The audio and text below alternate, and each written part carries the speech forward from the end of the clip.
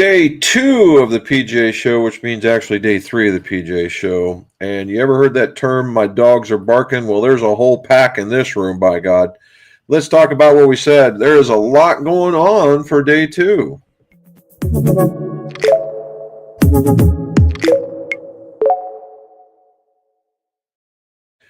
Welcome back to What's My Drawers Golf Talk. Why What's My Drawers? Because old club makers and club fitters are tremendous pack rats.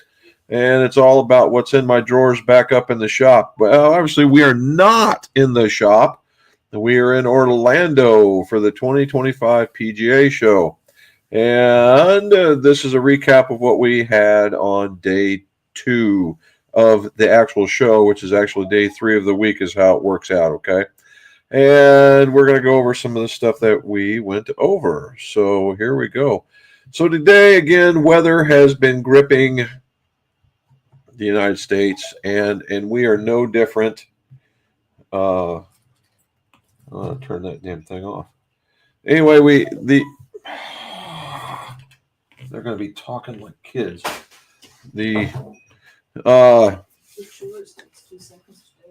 Well, then take 2 seconds and do it.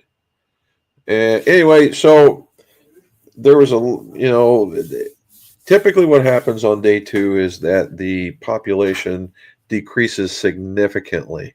All right, a lot of people came in, saw what they needed to see, saw some folks that they needed to talk to, got their PGA show fix, and out they go, normally wanting to play golf or do something like that.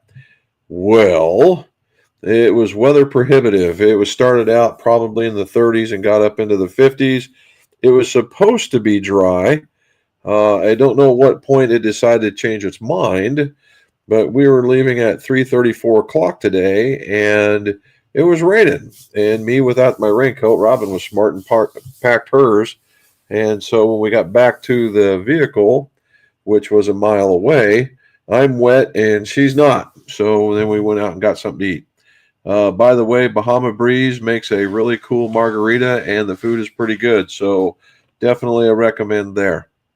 All right, so let's go talk about what we saw.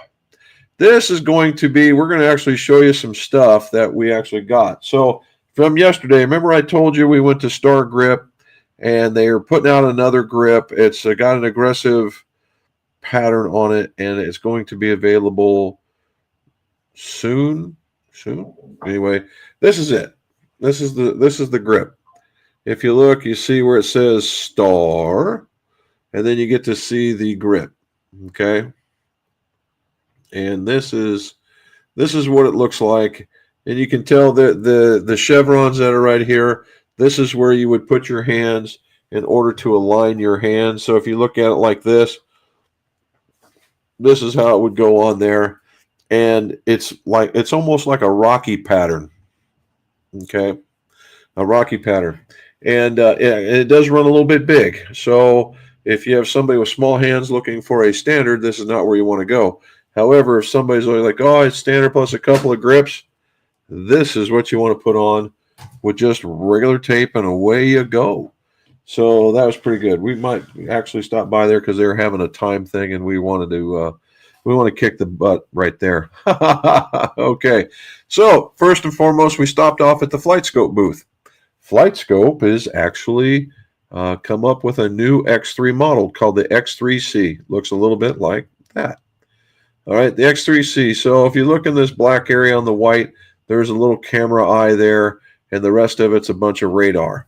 All right, and I asked him what was the difference. And for X3 users, a slight update, not a huge chunk. It's not like a logarithmic jump in the hardware. However, there are, if you're an original user like me, there was, but I've already had mine updated. So it's pretty close. However, the chassis is a much more sleeker chassis. It's a little cleaner. So if you're looking for that modern look, then this certainly has it. If you've never been there, never had one, then this is actually about $1,000 cheaper than I bought mine. So and a PGA show price. So if you're an aspiring fitter or you want better numbers than the Mevo Plus can give you, then this is where you want to go. However, it's going to be significantly more pricey than a Mevo Plus, okay?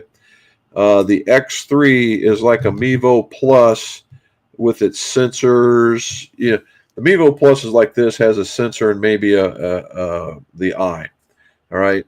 The X3 is literally 3 to 4 Mevo Pluses combined, and then there you go, okay?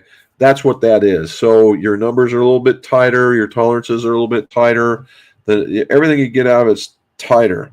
This one is more made to probably be with the new programming than mine was. So I was talking with the folks there, and in true to form fashion, because their customer service has just been top notch ever since we've known them. We're going to go back when I got my computer loaded up, and hopefully when we go forward, it starts looking like that.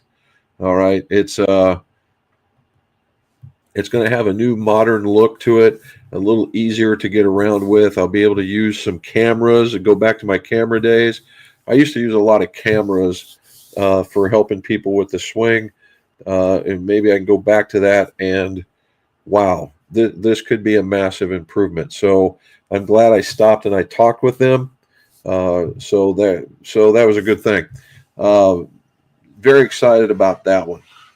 As we were walking around, as you meet a lot of people, I saw Roger Cleveland walking by, and he didn't have his badge on, and I almost didn't notice him, but saw him, but I didn't get to stop him. However, I did get to see this guy, and that is Kim Braley. It's Kim Braley of Kim Braley Shafts, or KBS. And I asked him what was going on, had about a 20-minute conversation with him. He's a big fisherman, so we were talking a little bit of fishing and what he does, and asked him about the shafts. And I think what they've done is they've slowed down a little bit on what they're putting out. It's not a new shaft all the time. They're kind of tweaking what they've got, but he still really likes the PGA, the shaft, and so do I. That's a really good one from them, so not too bad. Also we shot a quick video with Nippon. Nippon, that's Mark. He's from the Chicago portion of this. He's a player or a cog in the Nippon or the Nippon machine, we'll put it, all right? The Nippon machine. And Nippon's released two more shafts. One of them was released earlier, the other one's released at the show. And here we go, one for each day that I'm doing it.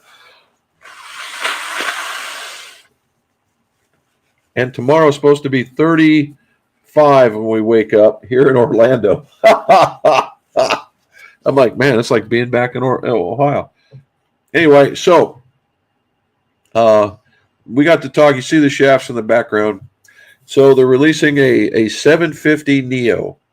And surprisingly enough, they said it was a little softer than the 750 GH. I would have thought it to be the other way around. Anyway, so for the guys that like,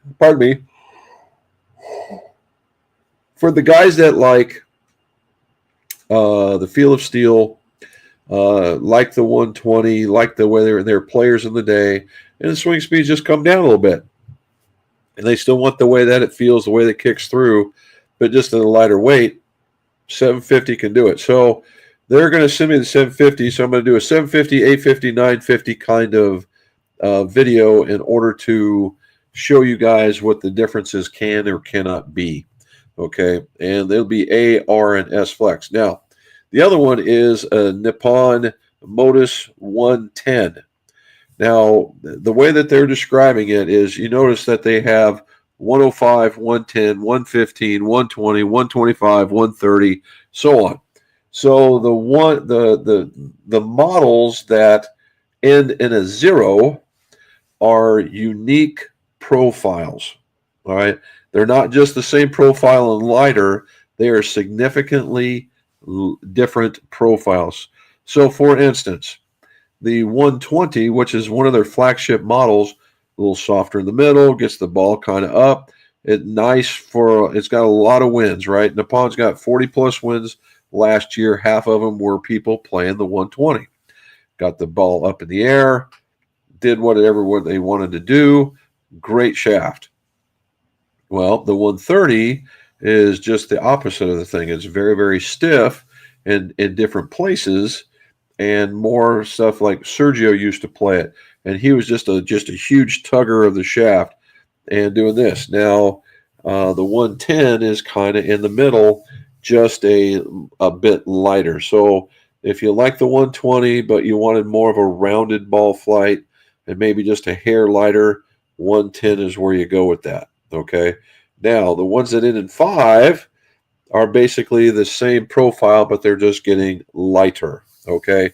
Meaning that the 135 or 125 is actually a fairly stout profile, and then they come down 115, and then the 105. 105 is very popular because of being a lightweight, but yet being able to handle a harsh release. It works for me, so I'm a happy man. So that's what we're going to see from there. So we got that. Thank you, Mark, for taking the time. All righty. So also, I wanted to put in, let's see. I'm going to go back and go get a few more. Let's see what we can do here. It didn't come in. Why did it not come in? Okay. Anyway, again, technology failing me as usual. All right. So the next thing we went and saw was Mizuno. Actually, Mizuno was the first interview that we had. Got to talk to John again. If you guys remember, you go back and look at we did a live stream with Mizuno. It was John, same guy, super nice cat. Got to have a little fun between him and Chris Vauchal. It was very nice. Our rep Cam was down there. Excellent dude. And so they had a shot. One of you guys was asking me about the S3. There you go. S3 it is. The S3 is going to be a, how do we say it? It's going to be something that lands between the 241 and the 245. No, the 243. It is a traditionally lofted, where the 243 is maybe a little stronger. The 24 or the S3, and what's going to happen is the S3 is going to be its own line, but you'll be able to marry it up with some of the other Mizuno Pros. So this particular club is a little smaller, and it's made to marry up if you wanted a combo set with the blade. All right. And let's see if we can get, now that's a different one. And what they're also going to do is, and that's a different one, but it gives you the idea. Let's see. So the thing that it's sporting is, number one, it's a traditional way a Mizuno makes a golf club. They're going to use the 1020, 1025 steel. They're going to use the copper underlayment, and then they're going to put this silver or whatever they call it. You know, they called it white satin at one time, so we'll call it that. White satin on it, and there it is. It's going to be this is certainly for a gamer. Okay, as a person with a strong swing speed, not a monster divot taker, but you could be, because what they're going to what it's sporting is it's got a killed leading edge and a killed trailing edge, so that you could get into the dirt and get through it if you wanted to trap the ball. Okay. The other part here is the Forge Club. Now, I've been waiting on this one. This one, in past practice, they always called this one the Mizuno Pro and JPX clothing. Not anymore. This is truly a JPX product. It's all forged, and it's a multi-piece. Now, in the past, what they did is they cut a groove underneath into the sole, went up and cut the face thin, pulled the cutter out, and then filled up the sole and did it. And it was a little bit longer blade. They put a lot of weight on the end to make sure you didn't overcook it, and not anymore, right? This is a tradition. They used a different steel, and as you can tell, there's very little toe weighting going on. And that bar that you see that's running diagonally from top left to bottom right, that actually forms a purpose, and it helps support the face because the face is now thinner. So here is now what it looks like. And again, what they're calling this is the tri-bevel sole. And what that means is it's a killed leading edge, typical sole, and trailing edge. And so that's what you get to see of it. This couldn't be any more. And now what you're seeing here, it looks a little flat. And the reason why it's flat is it's a gap wedge. All right. Ha! That was the biggest Achilles heel for Mizuno up until this year. Is it one gap wedge, unless it was super specific, particularly in the hot metal line. Now all the hot metals themselves will have a gap wedge that follows the set. And I'm here to tell you, you probably, regardless of your ability to play, probably ought to be using it. Okay. I know there's some traditionalists out there. Oh no, I can only hit a 54, 52 wedge, dude. You're giving up a stroke. Only because this thing it's as forgiving as the rest of the set, and still gives you that loft. When you hit it in a traditional wedge, like we're getting ready to see, it's a big ginormous blade, and it's a little harder to do that. Now, albeit we're splitting hairs, but unless your handicap is very low single digits, then you could probably benefit with this. So anyway, there's where it's at. Now, it does come in a black coated finish, and I got to tell you, it's freaking cool. Okay. I asked if it was very special. They basically waved that one off and said no. So if you're playing down here in the sandy conditions, that black is going to get scarred up pretty quick. If you're up there in my area where it's a clay-based type of environment, it'll last a little bit longer, but it will wear. Okay, no coating other than that silver. It's just going to wear. Okay. But it has, in my opinion, it has a massively, massively high cool factor. All righty, so they've also retooled their wedges. Here we go. There we go. They got the T1 T3s. This is T1. All right, the T1, as one would imagine, is a full-on forged club. And if you look, it's just super duper clean. All right. I have more pictures of it. There's sort of super duper clean. Okay. And it's going to be in the blue. And he says, oh, the blue that everybody loves. But hey, I will give it, it's a pretty cool back. Now the backing of this thing, and it's blue, black, and silver. The backside has got that polished look, more, I won't say mirrored finish, but it does reflect. The other side's more of a, what they do is they put the finish and then they sandblast the face to give it a little bit of coarseness so that it has that grayish look, okay, in order to get on it. And the lefties, they're taking care of lefties this time around. There's a lot of lefty options available that weren't last time. They've also narrowed down their grinds. They don't have this plethora of grinds. There may be 3 to 4 grinds each side, and there you go. All right. Now, the loft options may not be, the loft bounce options may not be there. So here's kind of the trick of the trade. When you figure out where you start in the middle, if it says 5610, they offer a 50, a 55.9, and so on. They're just taking the 56 and they're bending it. Okay. That's literally what it is. So if you're in a store and you're looking for a 58, 5812, and they don't have it, just go get a 5610, bend it 58, wow, Bob's your uncle, and there you are. All right, so 3 different kind of finishes, lots of options. Now, if you look at this thing, see that big thing in the middle right here, that big stripe? If somebody were to want stamping, now Mizuno doesn't offer it, but both Vishal and John went, yeah, that's a good place for some stamping to go. They said, well, we're not offering it. I said, but I am. And they went, well, yeah, okay. So it was a lot of fun to see that. All right. Here's another thing. Notice that that's left-handed. Notice that that's an S3. Yeah, there it is.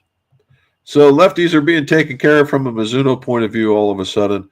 I've got no business hitting that particular club, but I'm going to try just to tell you guys how it looks. Now, very last part as far as full swing clubs go, Here's the what would be the T3. All right, we talked about this a little bit from the demo day. The T3 is what looks to be a cavity back wedge. It's really not. That's just somebody stamped in around some area, and that's the end of it, right? So what this looks like is you've got the big, it's got a big flange, and this flange looks to be very, very deep. Well, it's not, right? If you go measure it, it can't be that deep. All right. So yes, you do get a little bit of perimeter weighting. Yes, it looks like a cavity back. No, it won't play like that. But what they have is they're giving you a difference. If you go back to the T1 and you see that weight across the top where the running bird is at, that center of gravity's moved higher. And when you move it higher, you get a more, what they will say is a more controlled ball flight. What it means is you're not air mailing it, okay? And you can do that. Where this guy right here is going to want to hit the ball high. So if you're one of those guys that have a problem with, you know, maybe you're hooding it or you're getting on into it and you're hitting it high on the face, this might be your choice, okay? Now, what we stumbled onto, and this caught me by surprise, I didn't know what this looked like because I don't believe our rep actually knew how cool this truly was, is this guy, the M-Craft X, okay, the M-Craft X. Now, let's go back. Mizuno has not made a big name for themselves in the world of putters. That's not their thing. Their thing has been irons. They've been trying to do a lot with drivers, but I got to tell you, from a value-based inception, I don't know where you're going to see one better. Now, their normal M-Craft is a one-piece forged with milling, right? A milling, and it's got, you know, several different kinds of necks, several different kinds of styles, and their standard grip. It's a lambkin etched grip, and it comes with a weight kit, and it's literally $100 less than everybody else that's out there. All right, and so from a value-based, and it works. It actually feels pretty good, right? Well, they're upping their game a little bit. So what they now have is the Matrix X, okay? Now, here's the thing with the Matrix X. It's going to sound kind of wonky, but stay with me. Now, you see this piece, you see the piece in the front that has kind of this grayish look to it, the green stripe. This is the basis of all the putters, okay? The basis for all the putters. So there will be a plumber's neck, there'll be a double bend, and there'll be a slant neck going into this gray piece, okay, where the weights are at. You see those two big weights? Those weights are pretty substantial. It's a big old hole where the other ones were much smaller. These are Scotty-esque, we'll say. They're actually probably bigger than them. And there are several different weights. So we'll get to talking about that here in a minute. And, of course, the face is milled like it was before. And in this one, you see the slant neck. All right, now we're going to go through some styles. Here is one style. It has a slant neck, but you see it's kind of we'll say a kind of an angled up traditional mallet style. And then you'll have the fang style. And then you have more of a, your traditional mallet versus that guy right there. We're calling this one a square back model, kind of a square back model. And again, you see it. And if you notice, this is very similar to that, right? In the gray, all right, in this gray. So what's different? What is different? The back portion is. The back portion is different. And what you do here is, you take out these weights. See where the 14s are? You take out that weight, and when you screw those two weights out, the black piece, which is aluminum, comes out, meaning that the styles are interchangeable, meaning that if you didn't like the fang, but you like the putter, then you could undo those weights, pull that piece out, put a new piece in, screw it back down. Next thing you know, you got a putter. Okay, that's what that looks like. If you don't like this one, and you like that one instead, then you go back up here and you crank out all those weights, throw that little bitty where it's all black instead of gray, slide that bad boy in there, voila, you got another putter. Now, can you buy those pieces right now? I don't think so, but you can. But as a fitter, I can move those things around to show you a weight versus neck type versus whatever you're looking down at that point. Now, here's the difference. If you get something that has this plumber's neck in it, like this guy has, versus the slant neck like that one has, or the double bend like that one has, the weights on the bottom are going to be different, meaning that the slant neck or the double bend doesn't have a lot of weight being added because there's no neck, so they're going to have 14, 16 grams sitting in here. If you're going to have the slant neck and you want to put it in there, it's literally going to have something like a 10. I believe it was a 10 or an 8. And then when you get into the one with the plumber's neck, that's a lot of weight right there, right? And so when you go to put these weights back in, it's going to be something like a 7. All right, it's going to be something like a 7. So not only do you get a milled putter, right? A milled putter. What you now can get figuratively a type of neck style, and you can get the back end style put in there so that you can get that's a truly fitted golf club. And if you needed some weights, we can do the weights and that kind of stuff, which will be available for quite some time. So, Mizuno's up in the game, man. So there it is. Okay. So enough with the golf clubs. No, we did not go to Titleist. That place was just absolutely booming. And I didn't feel like fighting the crowd because we were having literally too much fun. We went to Graphite Design. They did not have a lefty iron for me to hit. And I met a guy. His name was... So I got something to show you. A guy named Todd Swallow. He's out of Texas. He's also another fitter. He's a top 100 fitter, and so so we could communicate what he was feeling as I was watching his swing. Now his swing was an aggressive. He comes up pretty quick and he comes down pretty hard, and then he finishes kind of short because he plays in Texas. You got to keep the ball down. So I watched him. And the new iron shaft that they got supposed to be a high flighted ball. He was hitting actually a Srixon Model 7, which is kind of weaker, and so the ball's going to want to get up in the air. As soon as he started connecting with it, this thing was out. It did exactly what they said it was going to do. So I asked him. I said, "Can you feel this thing loading?" Because it looks I could see it. You could see the thing bending just ever so slightly and coming through. And he says, "Yeah, you can. It's really, really smooth." So there we are. So it's very good. So that was one of the things. Now the other one he pulled out the VF. Now the VF is just the absolute opposite end of the spectrum.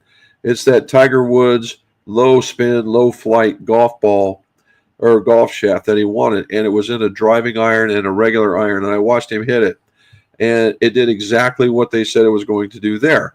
He's hitting a driving iron, so you're not ballooning shots. It was funny because he was hitting a Titleist driving iron.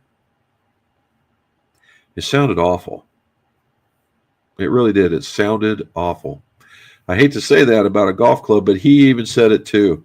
It sounded slappy. It just didn't feel good, but now it was going. It just sounded awful. So we switched over to a T200 and a 3-iron and watched him hit it. And man, it was a shaft that fit his swing. Just smoothed it out, hit this bullet strike, and it was really good. And that slappy sound got really muted. So we'll see what happens there. So Graphite Design. What they got going on in the iron section, if you guys are interested in something like that, it's out there. If you want to hit something, if you're a high ball hitter or an aggressive releaser of the ball, then the VF is where you're at. If you're a little bit smoother, then I would look at this new one. I also got to watch this really tall, lanky kid hit the GC, which is Game Changer, kind of a mid-launch. And I don't know that he actually hit any really good shots, but the ball gets in the air. But he was very consistent on where the pattern was going. So much to the tribute of golf or Graphite Design, the shafts do exactly what they say they're going to do, and I think you'll enjoy it. All righty, so onward. So outside the golf equipment range, I said we were going to go outside the box. We stumbled upon Pitch Fix. All right, Pitch Fix. And Pitch Fix is exactly what you think it is. It's a different repair tool. They were the switchblade tool guys, and that's what they've got. We've got some of the older models, they call them hybrids, that had the pencil sharpeners. And they said, well, nobody was buying them. I said, well, we did. They don't sharpen pencils, they sharpen tees.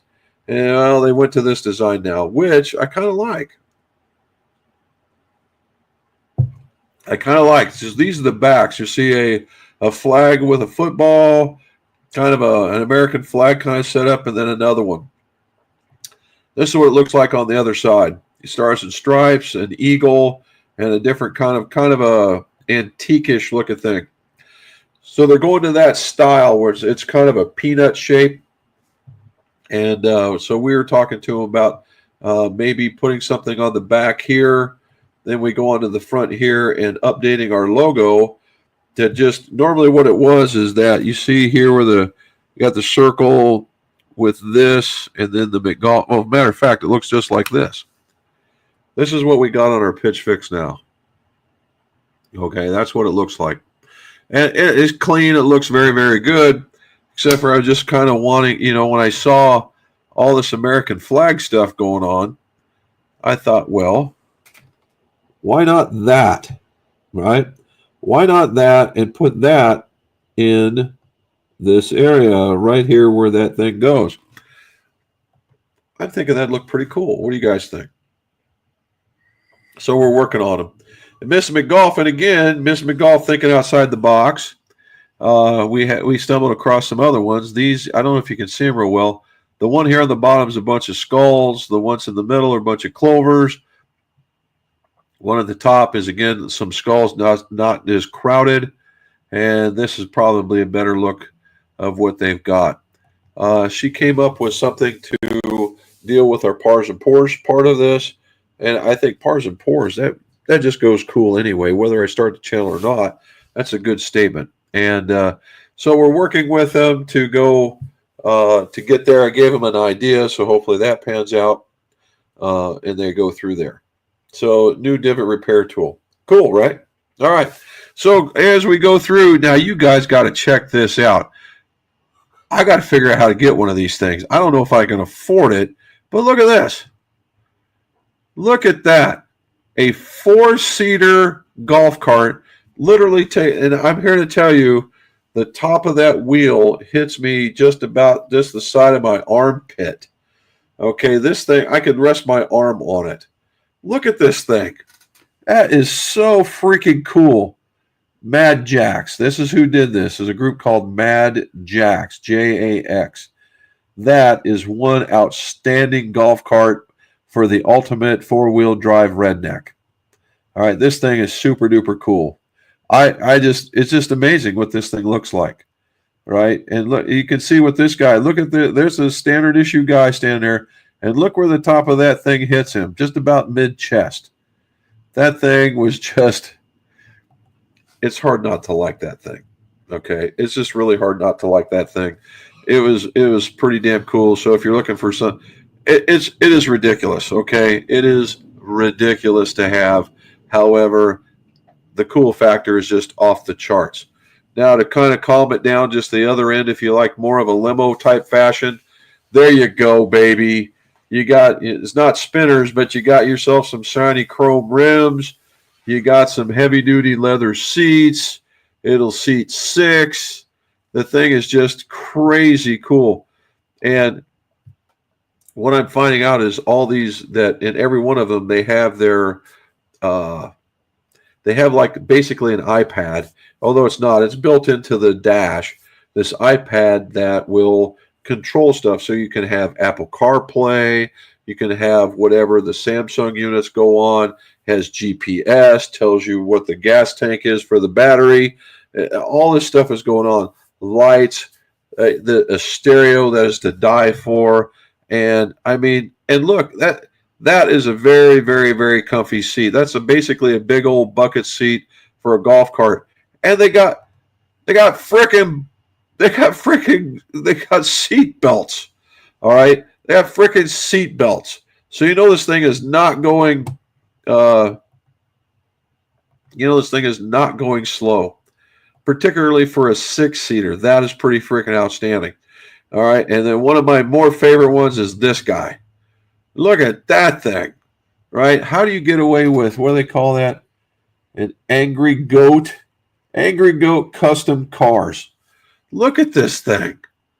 I mean, I don't know if it wants to drive in like the redneck ghetto or what, but that thing is just, I think, oh, look at the seats.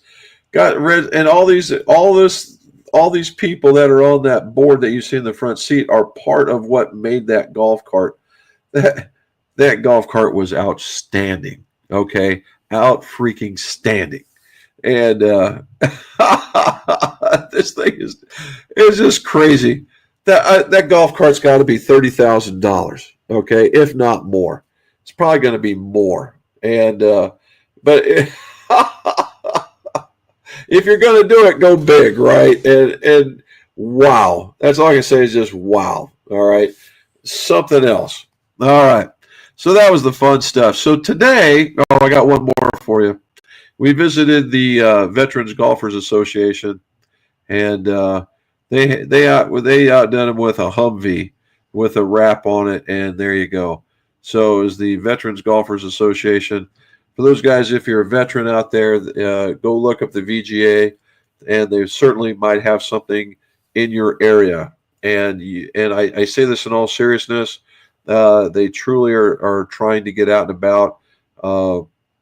I talked to a guy that there's a chapter in Iowa, there's a chapter in Ohio, I know for sure, and it's just about veterans, whether they came home whole or not whole, just to get together and have some brotherhood to go golfing.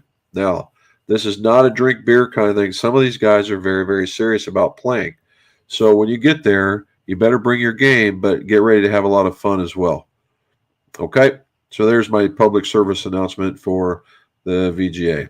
Okay, so this day turned out to be the day of tees. Okay, tees are golf equipment too, and everybody doesn't pay attention to a tee. Here's how it starts out. I go to a place called Zero Friction, and the whole reason why I was being greedy, they were giving out a glove. Turns out the glove won't fit my hand because I have an extra large hand, and they need an extra one. They didn't have any of those. However, they did have these guys. Yeah, they had these guys. They're called the Zero Friction Divot Repair Tip Turf Tee. The Turf Tee, and I can pull it. Can you guys see this? Yeah, see this up here? Right there? It's like the world's littlest divot tool. So remember, you got a guy in your group, or it might even be you, where you take a tee and you're trying to fix a divot, and you're always working it around trying to get it out there, and it just never quite gets it. Well, there you go, right there. Okay, they go in that. Now, they come in two different varieties. If you look, it's the 3-prong tee, and then it's a regular tee, but it's got some holes underneath of it. I don't know what the holes do, but it's just a regular turf tee. And the package is not sealed. All right, let's pull it out. And one of each. Now, I use Zero Friction tees quite a bit. I tend to use this type right here. All right, you see where the three He's got the 3 prongs, 1, 2, 3 right there. And I've used these guys for a while. Good tee, right? I never thought too much about it. So now here I am. I'm getting invested in this. Is just, that's cool, right? That's somebody trying to keep it. And my biggest complaint, my biggest bitch about a lot of things is other golfers will leave this divot and this pitch mark, we'll call it. We'll leave this pitch mark in the green and not fix it. So, the whole idea here is you're golfing, you're having a good time. Make it good. Make it a good time for all the rest of the golfers that are behind you, and fix your damn pitch marks, okay? And if this helps you do it, then use them, right? These are cool. So we're going to go out and we're going to do a bit of a test on these. Now, I asked him about it, and this was literally the first tee company came up, and we saw this, and we talked about. Says enclosed are samples, 3-inch, 3-prong tees, traditional, and the traditional cup tee, which is the circular one. Perfect product for golfers' hands. Will always be able to fix divot repair tool. Never, not an excuse not to do it. And it literally shows you how to use it right there. Look at that. So, and there's a scanning code. Let me see if I can learn more. Scan here. So I'm going to hold it here for a second. Let it get caught up. There we go. I'm going to try and, there you go. So I'm going to hold it here. Use both hands so I don't shake as bad. So if you guys ever wanted to look them up. There it is. Scan it. 1, 2, 3, 4, 5, 6, 7, 8, 9, 10. You'll be able to go back and see it if you want to. Very cool. Now, this is the only group that didn't say gain yardage, blah, blah, blah on tees. But we got another. Okay. These are called flight path tees. And it's this guy. It's this guy right here. You see this? Now, I'm sure some of us have probably seen this particular tee out there and about there. I took some pretty cool pictures. This just happened to be scrolling behind him. Neat little tee. Looks like this thing. Okay. Now the idea here is that when you have a cup tee, that there's friction all the way around. And when you take it and you set the ball here, and of course I don't have a ball, that there's not a whole lot of friction going in the direction of the tee or going in the direction of the shot. Well, how do you know you're going in the direction of the shot? See this little pointy thing right here? That's how you know. Okay. And it even had, if you can get into it, it even shows that there's an arrow in here. Yeah. There's a little bitty arrow in there. I don't know if you'd probably never be able to see it. But there it is. See that? There's an arrow. There's an arrow there to help you direct it. Like this little pointy thing is not going to help you in one shot. Anyway, that's the idea, right? So he makes the statement that the whole thing says, and I quote, says improve distance and accuracy. There it is. Improve distance and accuracy. I'm like, oh, okay. Let's see. It says 100 times more durable. Won't break the bank. It takes up to about 100 hits. Robotically tested to improve. So there you go. So it talks about a lot of different things that it can do. So I asked him, how much distance, how much accuracy? And he was like, well, it's a few yards longer and the accuracy is a few degrees inward. I'm like, okay. So he's not claiming huge numbers, right? He's, a handful of yards and a handful of going this way. So I said, well, let me take one. I'll test it. He actually gave me a package of them. So we're going to test it. We're going to actually put it up against that other tee just to see, because why not, right? Because they didn't claim anything about it. So we're going to use that. We're going to use that against this, and we're going to see whether or not their claims are all that in a bag of chips. Now, what I did press upon him, and I asked him what the hell's going on. I said, what about an iron shot? Because everything's all about the driver, right? But a lot of people are teeing up their irons I said, what if they took this and teed it down to basically that? Now you're really, really close to where a golf ball would be teed up for an iron. Have you done that? And he says, well, no, I haven't. I said, well, maybe I can pull that off. We'll see. I got to see how it mounts into my mat and the thing that holds the tee in the mat. Once I got it figured out, we're there. So, not to be outdone, I got two more. Not to be outdone, Robin is out there, and somebody, and this is going to be fun. We're going to put this in here anyway. She gets a martini tea. And it says martini tea because, you know, because it says it right in there. Martini tea. There it is, martini tea. So we got two of them. So we're going to go with the martini tea. So now I've got two regular teas. I got this other tea. And then I got this tea. This tea is a little different. This tea is, I got a package of them too. This was in the new inventors area. Yes, I made it to the new inventors area. And there was some really interesting stuff in there, but I only stopped for a couple. This is called Pure Shot Golf Tees with a flatter surface. Look what this thing says. 7 more yards, 11% less spin. 11%. So the average golfer is around 3,000 RPM. So we're looking at about 330 RPM less. I'm going to challenge that. Okay. And so I said, okay. So here it is. Here's a regular tee. And the whole idea here is this area is actually really, really smooth. Right? If you look, and it's very shallow. All right, it's very, very shallow. So what I said, I challenged him. I said, well, how's the whole golf ball? Well, he had some there, and I played around with it, and sure enough, it'll still hold a golf ball.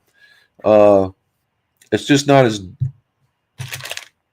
deep as, certainly it's not as deep as the martini tee, and it's not as deep as what I would say a traditional one is. So what they're doing is there's less surface area getting in the way, so less friction means more yardage, less spin, blah, blah, blah. So I got a whole package of those bad boys. So now we're going to be doing some testing on tees to see whether or not there's something in the way of tees. Okay? So I got all that. So I got plenty of that. That's going to be a lot of fun. So I got one other thing, and I have not opened it up, so I have no idea what it looks like. I got it just because of the name. That the Todd Swallow that was watching hit that, he himself apparently has a bit of a product, and it's called Foreskin. Yes, I said foreskin.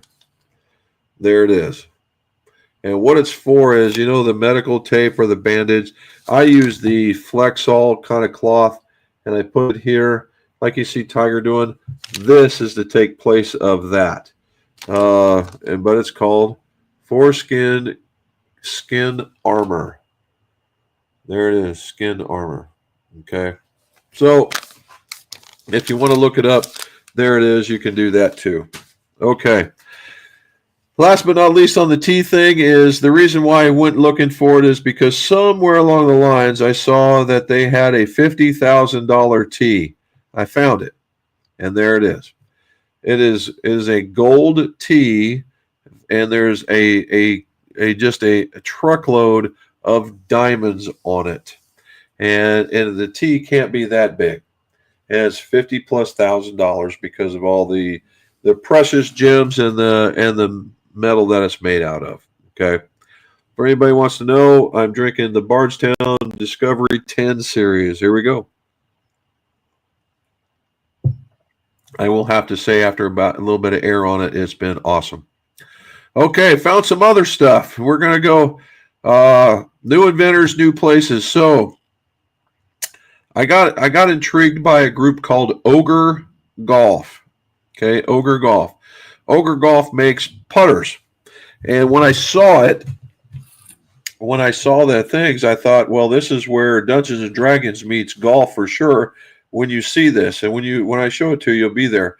Now, keep in mind, this group is out of Korea, okay? And the guy that makes this stuff is extraordinarily talented, to be sure when you go to see it. However, we'll talk about it at the end. So here's what it looks like. So what you see here is you see all the inlay and all this stuff that's going on in these things. Very, very cool stuff. The red here is a replacement part. So this is one that is screwed onto the top, and then the next one over is virtually the same thing with a different set. So you can gives you this look of maybe a mini mallet with a plumber's neck to a same plumber's neck and more of a blade style. All right, and now there's more things available to it to be sure. I just wanted to show you some. Here's another one, a different putter. It's a different model of the same putter. But if you look and yes, those weights are movable and replaceable. And we're not done yet. So here's another couple of looks at it. Now these things that look like helmets over here to the side, those are basically for guitars. The guitar pedals where you want to put something in or take something out of your guitar. He does that too. And there's adjustment knobs under those helmets. Okay. So we get to here, and you get to see more. I thought that this lie angle, this we'll call it I was going to call it a cannon, but this cylinder right here, I think that you can open it up and you can adjust the lie angle and then tighten it back down and you're good to go. Now, did I putt with one of those? Absolutely not. Well, number one, they didn't have any lefty stuff. However, it was neat. So another thing that they had was the shaft and the grip were made out of magnesium. Okay, magnesium. Let's see if this is it. Nope. It was made out of magnesium. So the shaft is out of magnesium. The grip is out of magnesium, and it's a milled or formed way. Now I did grab the grip, and the grip looked like. And if you look at this guy right here, this thing up in the upper left, that is another grip that this guy made, also in line with those grips there. So you got like this pinkish one, and then that bluish purplish one, and they felt like rubber. I don't know what he did or what milling process or what casting process he did, but it was all one integral piece. It wasn't a grip that slides onto a shaft. It was like a piece that attached to a shaft. And in order to make that happen, they weren't quite forthcoming on how they made that happen. I believe it was a language barrier than anything else because the designer was not fluent in English and he had kind of a translator. But that's where it came out. Now, very cool things, I have to say. They did look very nice. However, the baseline of this putter is $800 to $900. Okay, and the regular one is right at $1,000, if not more. So I told him, I said, well, you put yourself in a select, very small group when you did this. They're very, very nice looking, and I'm sure that they're very solid. But when you get into that price point, you are not in the average golfer's area. So that's where that's at. So that's where we got to go. So there was that one. So there we got through there. So now we really went and got through go to the new invention area, and I just took a big overall picture. There was at least four shelves. You get to see the stow stick. There's this orange thing that was kind of a skeleton to for a golf bag. I think it might even been a carry bag. All kinds of stuff. Now, the thing with new inventions is not every invention is what you're looking for, okay? There was a bunch of girly stuff with golf bags and when I mean golf bags, I don't mean golf bags you throw over your shoulder. I mean like purses. There was even one with a stuffed animal, and I don't know what that had to do with golf, but they were in there. So not everything. There was a coffee that was being sold that was with a golf motif in it. Okay, but it's just not my thing. So of course it doesn't register with me. But I did see some other cool stuff. One of which was, and this is some of the sillier stuff, is this. Oh no, not this one. This is a 8 and 12 ounce uh, stainless steel, basically flask, right? And what happens is that you put your lid on it, and then you see these little cups that go on top, and then there's a leather cup protector that snaps onto the side, and then you can put your logo or whatever else you wanted there. I thought I thought that was kind of neat, right? I thought that was kind of neat if you wanted something like that. But a 12 ounce ain't gonna, you'd have to put an adult beverage type stuff in there because water's not going to last very long. A beer's not going to last very long. So you got to kind of step it up, right? And so something else might go in there. But that's it. So now one of the other things I thought was tremendously cool, and I thought, man, I could have this, is one of these guys. And it used to be a big thing where they had like skateboards, the electric skateboards where you'd stand on them, and then they had the skateboards where you could put a pogo stick in it and drive it around and lean on it, and you'd have your golf bag either in front of you or behind you. Well, they've taken this one thing, it's like an old man's version, right? And you get to see that it's got a seat, and if you look, the suspension on this travels very, very well. Okay, and it's got a seat, so basically, it's literally a golf scooter. Now, I thought that was cool. If you wanted to go and you could, get you and a buddy out there and you could just travel along, that kind of stuff. I thought, yeah, there you go, right? That I thought just that had merit. I always think that these things are really cool. They're just a little bit outside the tradition, but it's if you look at the controls on this one, you get to see it. It's got a little control panel there in between the handlebars. It probably runs just like any other ATV with a gas and a brake, and you can do like that. So that was the higher end. The other end of it, and I thought this was kind of comical, but it caught my attention, were these guys. And these were pitch markers again with some ball markers that go with it. You got something in the way of elf. You got you you got the movie right here, right? And you got some whatever this is, the Flying Dutchman, whatever that is.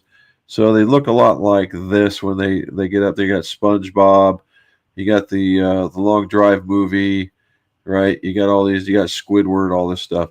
So they poke fun. It's a little cartoonish, but it's fixing divots, and if it makes you carry it so you can fix a divot, I'm okay with that. So so that's what we saw. So that was long and short of it. We did stop and we talked with another golf cart manufacturer whose headquarters out of Spain, and they was like, "How many do you want?" I said, "I just want one for me." Like, whoop! And I knew I was in the wrong spot because they were looking to sell fleets, not just one. So definitely not in the right spot. So it was pretty cool, right? Got to meet and I was looking for product. Met some folks that were following us. Advanced Dynamics was out there. Efren got to see some other folks from other. The people were walking up to me. Got to see John McGinnis of the Sirius XM. He was doing some stuff with the Makefield. He did pretty cool. So it was a lot of fun, right? I got to see some people. All right, let's go talking.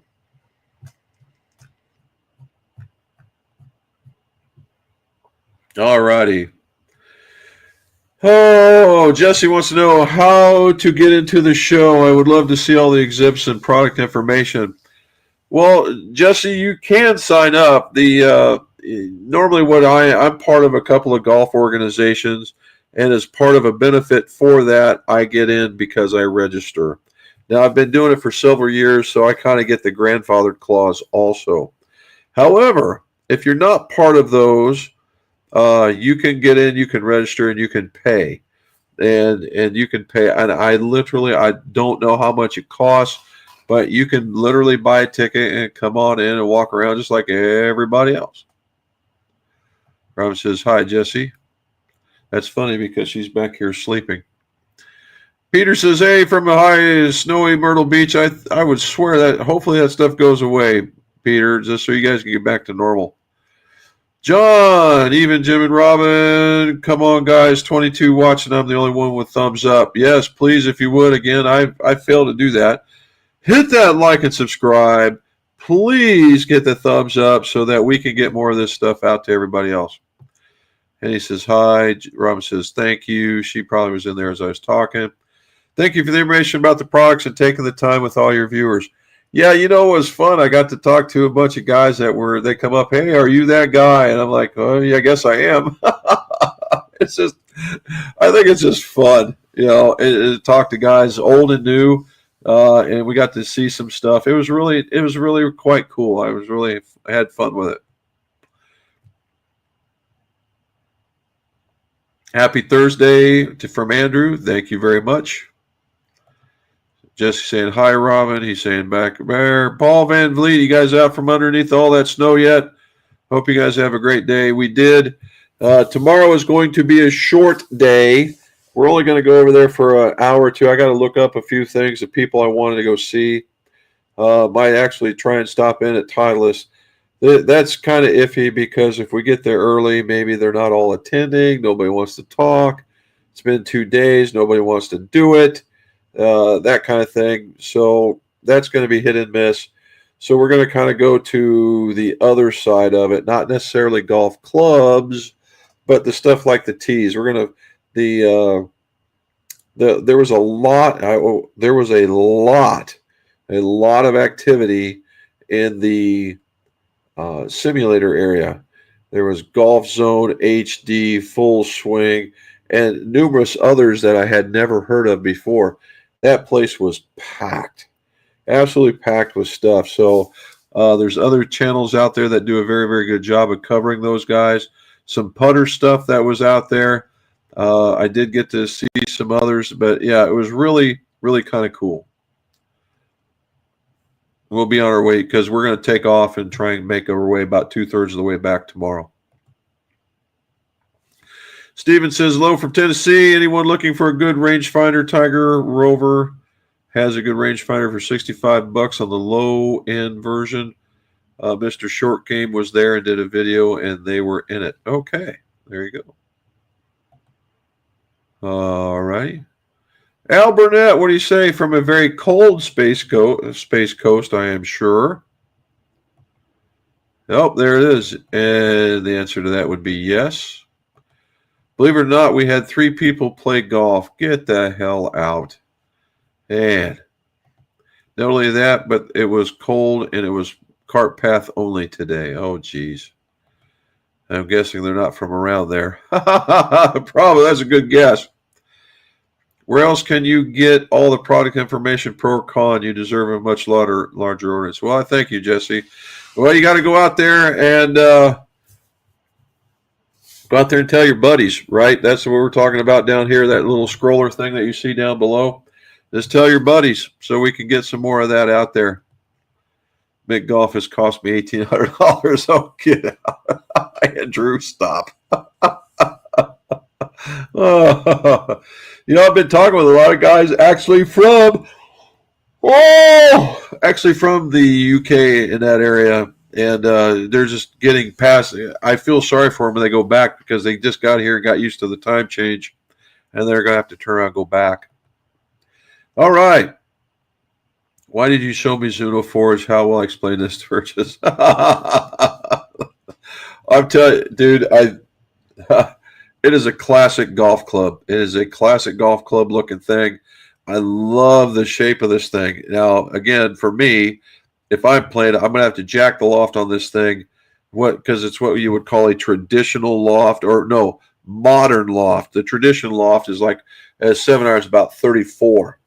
This one is about 30, and then the other ones run around 28. All right, 27, 28. Those are jacked up lofts. But these are more what we'll call modern lofts. And literally, for me to be able to play them and get distances that I would love to see out of them, about 1.5 to 2 degrees stronger, and then they're in my bag. And I like the fact that the sole is a little bit narrower. The shape is just super duper. I mean, it's right there. Robin's answering to that. Mr. Three Putts in Texas, he says it's starting to warm up. Good deal. Mike DeVesco asked about any feedback on the newt shafts. Well, yesterday I said we talked to the guys. We didn't get really dirty, nerdy, techie.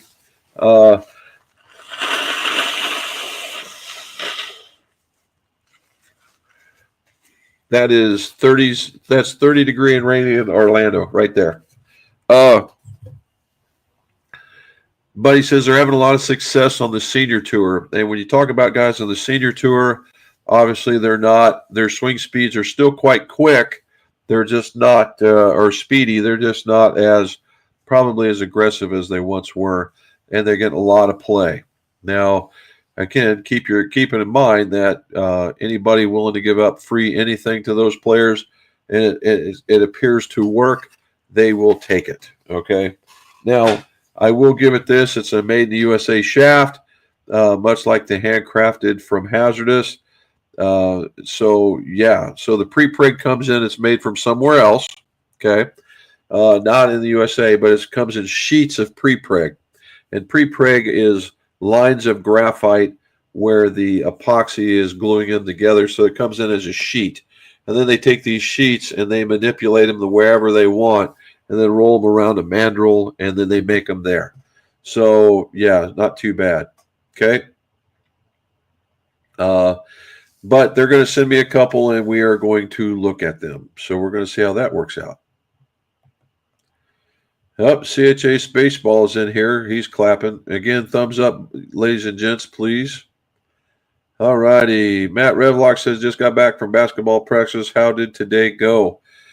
Man, dude, I can tell you what, I'm not like I was in the past. I just keep walking and walking and walking. I hit about 2:30, 3 o'clock, and I'm like, are we done yet? But I got to meet a lot of people, saw some old friends again, found some new stuff, the new product range. Oh, I got one more for you in the new product range. I wish Krister was here.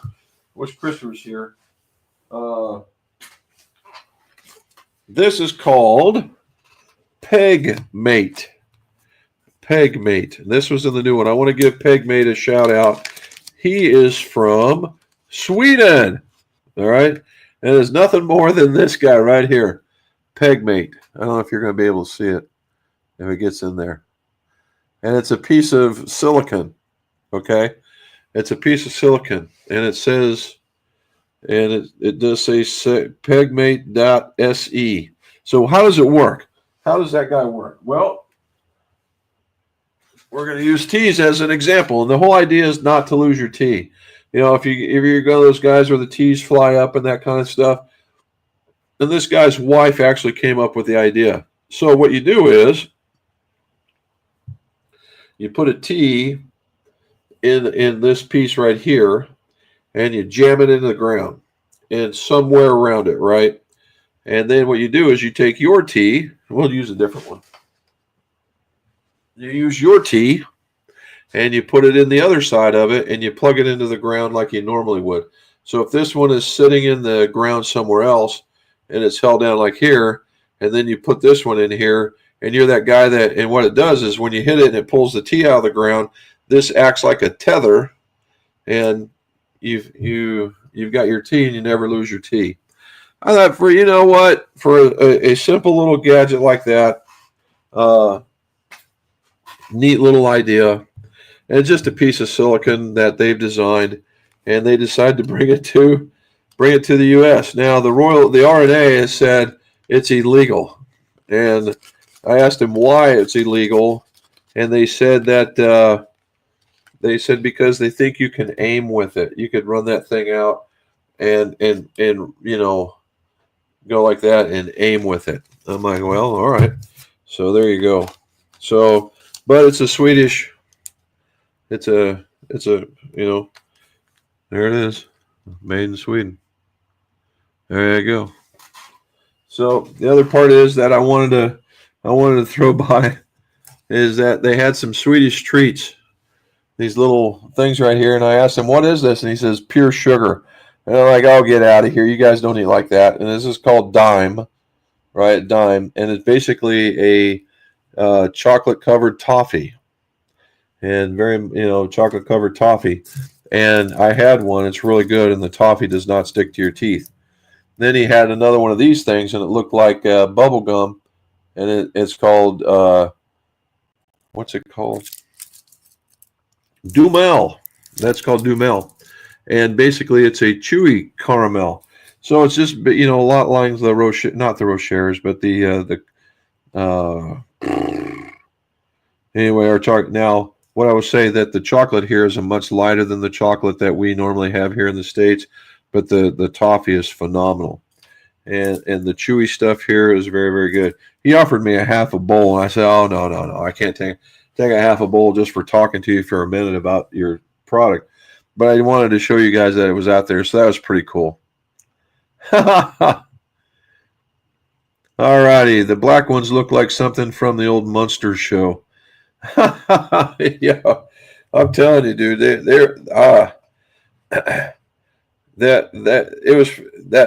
black one. It looked. There was another one we saw, and it had pieces of fiberglass along the sides, and Robin and I both went, "Oh, that looks like a limousine." So there was a lot of 6-passenger carts, high-rise golf carts. I mean, it was a golf cart show, to be sure. Redhead says, "Where's the VJ member?" He's a VJ member. It's a great organization. Good. I'm glad to hear it. See it from Hiccup. Brendan Scott wants to know, where's it held at? It's in Orlando at the Orange County Convention Center, at least this year. The rumor running around is that they're going to move it, and it's going to go to Texas. But again, it is nothing more than a rumor. Don't say, I will never, ever tell you that that's for sure until we hear it ourselves. So until then, but the dates will be pretty much about the same as next year. So if you guys are planning on it, just wipe this week out for next year, and we'll see you here, right? Robin says, hello, Redhead. Jesse says, never used plastic tee. I'm afraid of putting marks on my driver face, so wood only. These aren't too bad. Will it leave a mark? Yes, particularly if it's a black face. But will it dent it? No. No more than a wood piece will, because it's not hard plastic. It's a forgiving plastic, to be sure.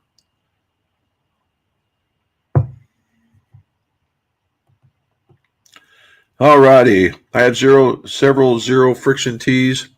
I wear an XXL glove in the Wilson and can wear them. They're tight at first stretch, but once they pull a sweat, love them during the summer. There you go. Now, he said the friction gloves. Oh, friction gloves. Yeah, the XXL. Yeah, I'd be an XL. He says that. So the XL, their next size up, Stephen, I probably would fit into pretty good. I actually got the glove on, but it wouldn't. Clasping in the back, the Velcro, there was a pretty good size gap. And I'm not doing that. They said I just needed the other size, and they just didn't have any. Says you love the martini tees. If you don't lose it, you'll never need another one in your bag. I've had mine for about 4 years now. Same single tee. Well, very cool. That'd be fun. MLH. Martini tees are awesome. Very stable in windy condition. Oh, all right. Well, maybe we're going to find ourselves really cool. Martin's another plus one for the martini tees. You're supposed to lean them towards the target. Oh, is that really? Is that right? Well, it looks like I got stuff I got to do.